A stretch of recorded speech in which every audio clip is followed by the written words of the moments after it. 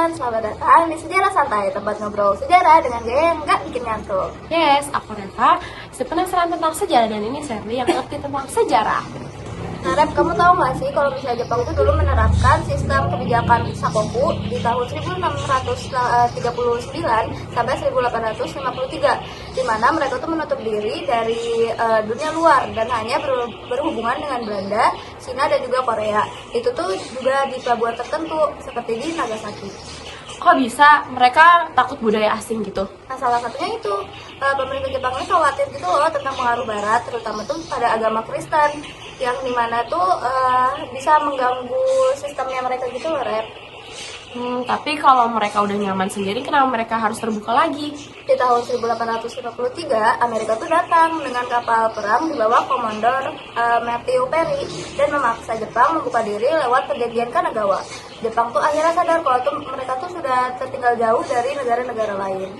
Jadi Jepang ini permasalahannya kayak orang yang lagi asik me time nya terus tiba-tiba dipaksa keluar gitu ya, Sar? Nah, begitu. Mereka juga nggak bisa terus-menerus mengisolasi diri gitu loh, karena mereka juga nggak mau ketinggalan zaman. Jadi setelah Jepang keluar dari isolasi, mereka langsung berubah drastis ya, Sar? Iya, di tahun 1868, Kaisar Meiji itu melakukan modernisasi besar-besaran dalam restorasi Meiji. Sistem feodal dihapus, industrinya juga berkembang, dan militernya itu juga diperkuat dengan meniru sistem Eropa. Dari negara yang pakai samurai, tiba-tiba mereka langsung pindah ke jadi negara industri. Iya bener, Rep. Jadi tuh mereka memulai membangun pabrik, kereta api, kapal perang, dan sistem pendidikan juga dimodernisasi.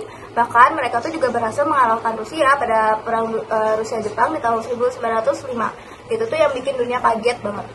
Wah, dari negara yang dunia tertutup nih, malah sekarang jadi kekuatan besar. Terus gimana ceritanya Jepang bisa sampai menjadi Indonesia? Bahkan termasuk Indonesia nih. Setelah Jepang menjadi kuat, mereka tuh mulai ekspansi untuk mencari sumber daya alam di negara-negara lain. Jadi mereka tuh butuh bahan mentah buat industri militer, ya Ser? Iya, kayak gitu deh. Mereka awalnya berperang melawan Cina, lalu Rusia, dan akhirnya terlibat dalam Perang Dunia Kedua. Pada tahun 1941, Jepang tuh mulai menyerang wilayah Asia Tenggara, termasuk Indonesia yang saat itu masih di bawah pengaruh Belanda. Jadi Indonesia ini kayak yang sumber daya untuk empuknya gitu ya, untuk dijajahnya gitu ya? Benar-benar.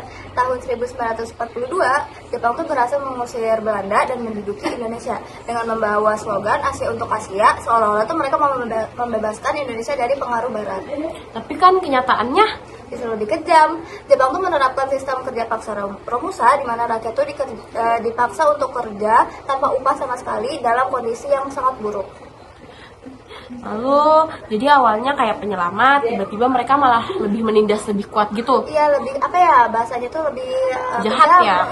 Tapi penderitaan ini juga membangkitkan semangat nasionalisme rakyat Indonesia untuk mempercepat proklamasi kemerdekaan di tahun 1945. Wah, jadi perjalanan Jepang ini gila sih. Dari negara yang antisosial, tiba-tiba jadi negara modern, terus malah ekspansi kemana-mana. Betul, makanya tuh sejarah ini apa ya? Sejarah Jepang ini sangat menarik untuk dipelajari. Ya, oke, terima kasih ya Shirley udah ngejelasin tentang sejarah ke aku. Makasih juga buat kalian yang udah nontonin kita.